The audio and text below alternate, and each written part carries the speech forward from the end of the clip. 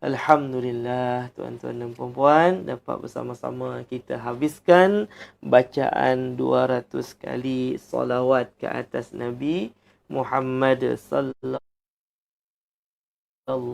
alaihi wasallam. Masya-Allah, alhamdulillah, syukur pada Allah Subhanahu wa taala. Baik, ibu-ibu, ayah-ayah,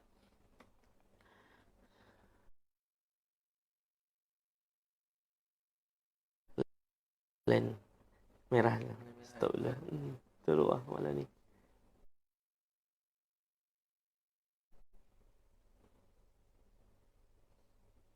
Kita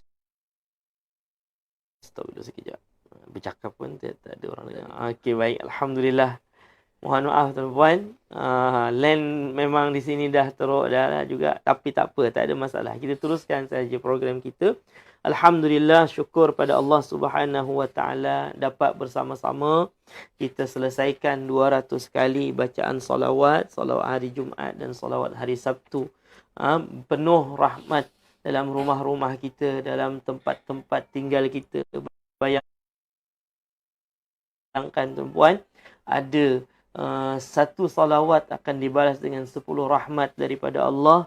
Bayangkan kalau 100 salawat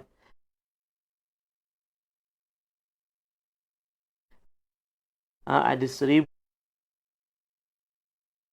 rahmat. Kalau 200 salawat, 2000 rahmat. Tuan-tuan dan puan-puan, 2000 bukan sikit jumlahnya tu. Rahmat Allah masuk dalam rumah-rumah kita. Menjemput rahmat Allah masuk dalam rumah, salah satunya ialah dengan cara bersalawat. Ada kata lainnya. Okey, baik. Alhamdulillah. Mohon maaf banyak-banyak tuan-puan. Saya guna line, saya punya telefon pula. Line wifi macam teruk. Baik, mohon maaf banyak-banyak. Alhamdulillah dapat kita selesaikan 200 kali salawat. Penuh rumah-rumah kita dengan rahmat daripada Allah Subhanahu wa taala. Syukur pada Allah karena Allah pilih kita, Allah izin pada kita untuk dapat perbanyakkan salawat di malam hari Jumaat ini.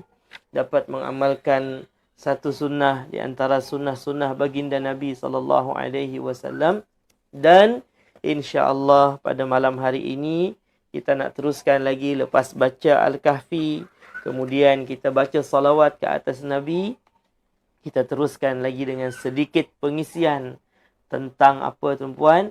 Tentang mengenali Nabi sallallahu alaihi wasallam melalui namanya.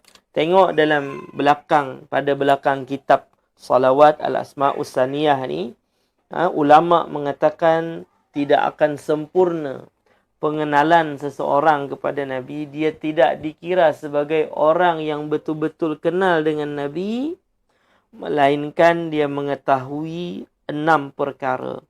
Yang pertama ialah dia kena tahu nama-nama Nabi. Dia kena tahu nama Nabi. Muhammad Ustaz, itu satu nama. Kan? Padahal nama Nabi SAW banyak. Banyak sangat nama Nabi, kita kena tahu. Kenapa? Kerana setiap satu nama daripada nama baginda itu menunjukkan kemuliaan Nabi. Setiap satu nama tu dan gelaran yang diberikan untuk baginda itu menunjukkan kehebatan Nabi, menunjukkan kemuliaan Nabi SAW. Oleh sebab tu orang Arab mengatakan kasratul asma tadullu ala syarafil musamma. Banyaknya nama itu menunjukkan mulianya orang yang diberi nama. Macam Allah Subhanahu wa taala, kan? Dalam Al-Quran, walillahil asmaul husna. Allah memiliki nama-nama yang baik. Kan? Allah Subhanahu wa taala 99 nama. Artinya Allah Subhanahu wa taala maha mulia, banyak namanya. Allah Subhanahu wa taala Maha Esa, tunggal, satu, tetapi namanya banyak. Nabi SAW satu orang je, tetapi nama baginda sangat banyak. Jadi kita kena tahu nama-nama baginda, baru kita betul kenal dengan Nabi. Kemudian apa? Yang kedua ialah kena tahu nasab Nabi SAW, nasab keturunan Nabi. Yang ketiga, kena tahu syama'il, kepribadian baginda Nabi. Yang keempat, kena tahu fadail. Apa kelebihan yang Nabi SAW miliki dibandingkan dengan Nabi-Nabi yang lain. Nabi ada fadailnya, ada kelebihannya. Yang kelima ialah dalail, tanda-tanda kenabian. Mu'jizat Nabi kita kena tahu. Yang keenam adalah sirah, sejarah hidup Nabi SAW kita kena tahu. Bila kita tahu 6 perkara ni, baru kita boleh dikatakan sebagai orang yang kenal dengan Nabi. Bila kita kenal dengan Nabi, baru bersalawat itu dengan penuh perasaan. Barulah bersalawat itu dengan penuh kecintaan. Barulah bersalawat itu dengan penuh kerinduan. Kalau tak tahu, itu orang kata cakap je lah. Pandai cakap je lah. Rindu Nabi, cinta Nabi. Rindu pun kau tak kenal. Kita boleh ke nak rindu dengan orang yang kita tak kenal, tuan-puan? Tak kenal. Rindulah dengan pakcik tu. Kenal kan? Tak jumpa pun tak pernah. Sembang pun tak pernah. Rumah dia pun tak tahu. Nama pakcik tu pun tak tahu. Tiba-tiba kita kata rindulah dengan dia. Tak. Tipu, tuan-puan. Ni. Jadi kita nak perbetulkan cinta kita dengan Nabi, kena kenal Nabi SAW. Jadi dalam program Aqsa ni, tuan-puan, sebetulnya dalam tazkirah ni kita nak mengenalkan Nabi SAW. Bermula daripada kita kenali dulu nama-nama baginda. Nanti dah habis tentang nama ni, kita nak kenal nasab Nabi. Lepas habis nasab, kita akan teruskan lagi. Kita nak baca syama'il Nabi SAW.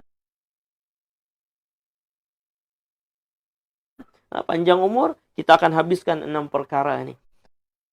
Tapi sekarang ni, kita bahas dulu yang tentang apa yang pertama, iaitu nama-nama baginda Nabi SAW. Macam tersekat-sekat. Sekat-sekat. Suara sekat-sekat tak?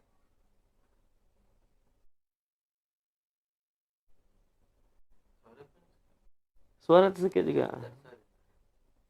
Lah. Masya Allah. Mohon maaf, tuan-puan. Kita punya line teruk sangat malam ni. Kita punya line teruk sangat. Sekejap. Okey. Dah jalan dah. Lancar dah. Tersekat juga Aslam. Sekejap, tuan-puan.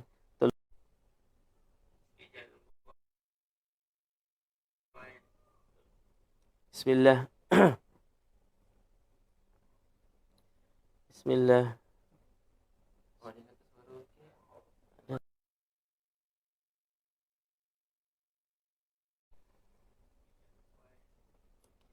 Bismillah. Baik, ibu-ibu, ayah-ayah semua, mohon maaf banyak-banyak. Line kita malam ni tak clear. Line kita tak clear malam ni.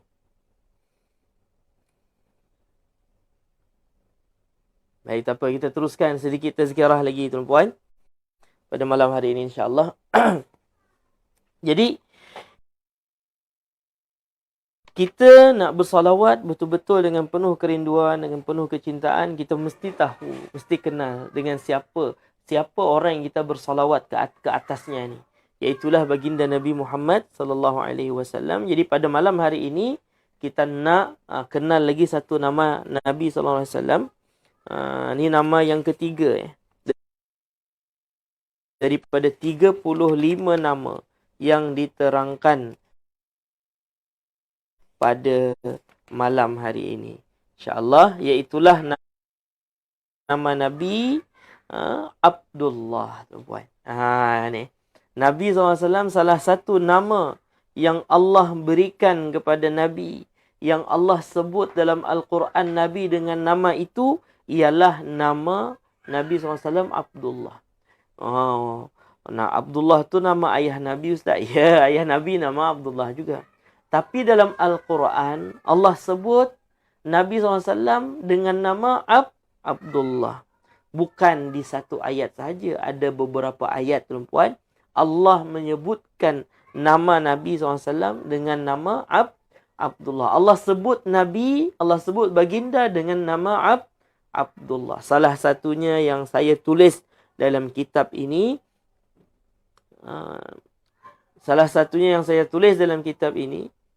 minta maaf tuan-puan, itu sekat-sekat betul. Line ni memang tak clear. Okey. Suara jalan. Suara jalan, cuma gambar tersekat. Gambar pun okey juga. Okey, baik. Mohon maaf tuan-puan, line kita tak berapa clear. Baik. Jadi salah satu nama yang Allah Subhanahu Wa Taala sebut baginda dalam Al-Quran, Allah sebut dengan nama Abdullah. Allah sebut dengan nama Abdullah. Salah satunya ialah di dalam ayat ni yang saya tuliskan dekat sini, iaitu surah Jin, ya, surah Al-Jin.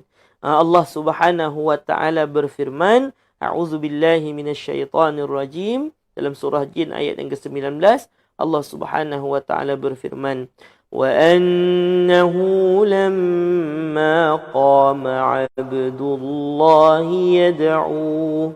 يَدْعُوهُ كَادُوا يَكُونُونَ عَلَيْهِ لِبَدًا. Apa artinya? Dan sesungguhnya ketika Abdullah. Arti Abdullah tu hamba Allah lah. Dan artinya hamba Allah. Tapi Allah sebut baginda dengan nama Abdullah dalam Al-Quran. Berdiri menyembahnya. Siapa Abdullah tu? Iaitulah Rasulullah. Melaksanakan salat. Mereka, yakni jin-jin itu, berdesakan mengerumuninya. Jadi jin-jin ni perhatikan salat Nabi, ikut. Dan bahkan bacaan Al-Quran Nabi, diorang dengarkan. Ini cerita tentang surah jin lah.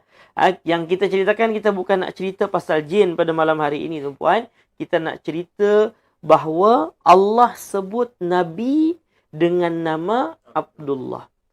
Dalam Al-Quran, Allah sebut Nabi dengan nama Abdullah. Artinya, hamba Allah Subhanahu Wa Ta'ala. Kita ni, tuan-puan, bila disebut hamba, hina tak? Hina? Hamba? Hina kalau dinisbahkan kepada selain Allah. Contoh, orang kata, engkau ni hamba syaitan. Itu penghinaan. Ya. Engkau ni hamba hamba dunia. Itu penghinaan. Engkau ini hamba hawa nafsu. Itu penghinaan. Engkau ini hamba harta, contohnya. Itu satu penghinaan.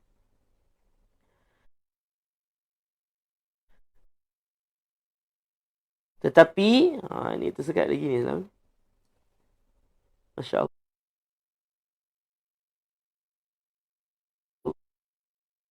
Allah. Minta maaf tuan-puan. Sekat sikit-sikit. Tapi, apabila orang kata kepada kita, engkau hamba Allah, itu satu kemuliaan, tuan-puan. Jadi, yang namanya hamba tu hina bila kita hamba kepada selain Allah. Tetapi, bila hamba Allah, itu adalah satu derajat yang sangat mulia. Jadi, bila orang kata, engkau ni hamba syaitan, itu penghinaan. Hamba iblis, itu penghinaan. Hamba dunia, itu penghinaan. Hamba harta, itu penghinaan. Hamba hawa nafsu, itu penghinaan. Tetapi bila orang kata hamba Allah, itu satu kemuliaan. Ini Nabi SAW.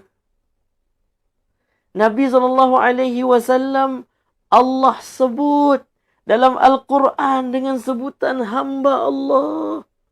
Ini pengakuan yang luar biasa. Kita sahaja bila disebut sebagai hamba Allah, kita jadi mulia. Ini kan lagi Nabi SAW, Allah nyatakan baginda dalam Al-Quran sebagai hambanya. Begitu mulianya Nabi SAW. Okay. Kalau kita kebanyakan ni mengaku sebagai hamba Allah, itu biasa. Tetapi orang yang diakui oleh Allah sebagai hambanya, itu luar biasa. Mengaku sebagai hamba Allah. Sama lah macam kita juga mengaku murid guru ni kan.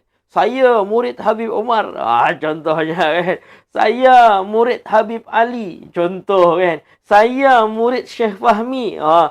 Saya murid Syekh Nuruddin. Macam-macam lagi. Sebutlah ulama-ulama mana.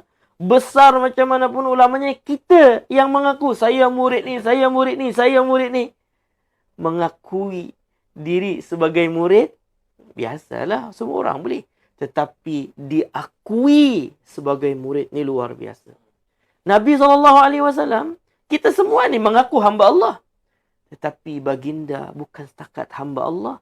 Allah mengakui Nabi sebagai hambanya. Oleh sebab tu Allah dalam Al-Quran tak sebut wa annahu lamma qama Muhammadun.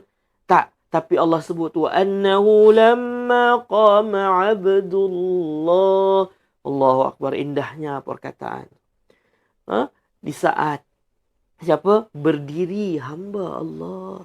Allah akui baginda Nabi SAW sebagai hambanya. Jadi, salah satu nama Nabi adalah Abdullah. Nak tunjukkan begitu hebatnya Nabi di sisi Allah. Begitu mulianya baginda di sisi Allah. Baginda bukan hanya mengaku sebagai hamba Allah. Macam kita mengaku sebagai hamba Allah. Tetapi dalam Al-Quran dinyatakan oleh Allah bahawa baginda sebagai hambanya. Kita bukan hanya setakat mengaku. Mengaku saya murid guru ni, saya murid syekh ini, saya murid Habib ni. Kita setakat mengaku, semua orang boleh mengaku. Tetapi orang yang hebat ialah ketika gurunya mengakuinya sebagai murid. Ni mengaku sebagai murid biasa. Tetapi diakui sebagai murid itu luar biasa. Mengaku sebagai hamba Allah, biasa. Tetapi apabila seorang ni diakui sebagai hamba Allah, ini adalah luar biasa. Nabi SAW diakui oleh Allah Subhanahu Wa Taala sebagai hambanya. Ni semua kita belajar satu nama, iaitu nama Nabi Abdullah, menunjukkan betapa mulianya baginda Nabi SAW di sisi Allah, sehingga banyak ayat Al-Quran yang menyatakan Nabi SAW sebagai hamba Allah. Salah satunya apa? Yang kita dah dekat ni, Isra Mi'raj. Subhanalladzi asra bi'abdihi. Ni, Maha suci Allah yang memperjalankan. Disebut apa? Asra bi Muhammadin ke tak? Allah tak sebut nama baginda terus. Tapi Allah sebut asra bi abdi. Maha suci Allah yang memperjalankan hambanya. Abdih tu Abdullah lah tu. Subhanallah.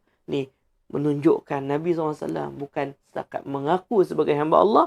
Tetapi Nabi diakui oleh Allah sebagai hambanya. Derajat yang sangat mulia apabila seseorang diakui oleh Allah sebagai hambanya. Tetapi semakin mulia baginda di sisi Allah Subhanahu Wa Taala, sehingga kan Allah mengakuinya sebagai hamba. Nabi di kalangan manusia sangat tawaduk. Ni, orang yang betul mulia di sisi Allah, dia akan semakin merendah di kalangan manusia itu. Berbeza dengan orang yang memiliki kemuliaan di sisi raja. Saya ni orang kanan raja. Disombong di kalangan manusia, dia rasa hebat. Tetapi orang yang betul mulia di sisi Allah, dia akan merasa semakin rendah, akan semakin tawaduk, akan semakin merendah. Sehingga kan Nabi SAW kata para sahabat, la ya'kulu muttaki'an. Nabi tak pernah makan bersandar, tuan-tuan. Kan ada seorang sahabat mengatakan sekali je bersandar, duduk atas kursi lagi lah. Macam kita sekarang duduk atas kursi kan, tak apa, tak salah pun makan duduk atas kursi, makan dekat atas meja. Tak, Nabi SAW tak makan macam tu, tak bersandar. Nabi SAW tak ada makan atas meja. Nabi SAW makan makanan dekat bawah tu, kan, duduk kat bawah, kan. Innama ana abdun, kata Nabi, saya hamba. Akulu kama ya'kulul abdu, saya makan macam mana seorang hamba makan, duduk kat bawah, kan, letak angkat satu lutut sebelah kanan ke atas, makan.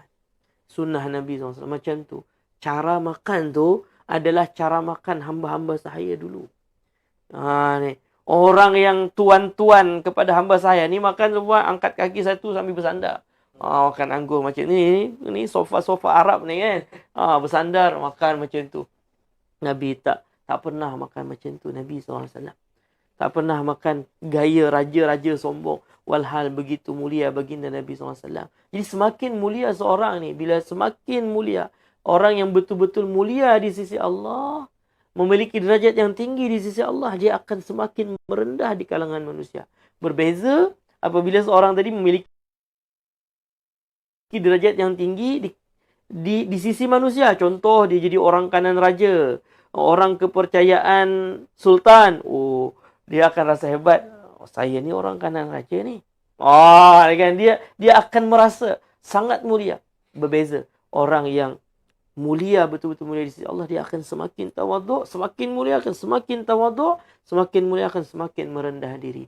Macam tu. Baginda Nabi SAW, walaupun teramat sangat mulia kedudukan Nabi di sisi Allah, tapi baginda adalah orang yang sangat tawaduk, merendahkan diri. Pernah suatu ketika, tuan-puan, ada seorang ni jumpa Nabi, menggigil dia.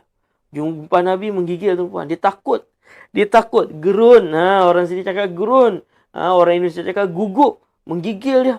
Nabi tenangkan. Kalau bahasa kitanya ni, tuan-puan, relax kan, relax kan, macam tu kata Nabi. Apa kata Nabi?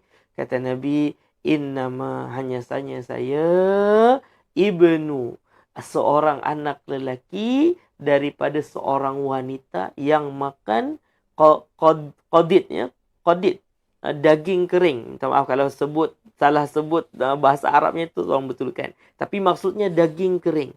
Saya adalah anak seorang wanita yang memakan daging kering. Maksudnya apa? Daging kering tu, kalau orang Arab daging kering, kita ikan masin lah kat sini kan.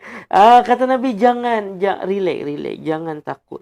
Saya ni anak orang kampung, mak saya makan ikan masin. Macam tu lah, tuan-puan. Nabi, tawaduknya baginda Nabi SAW.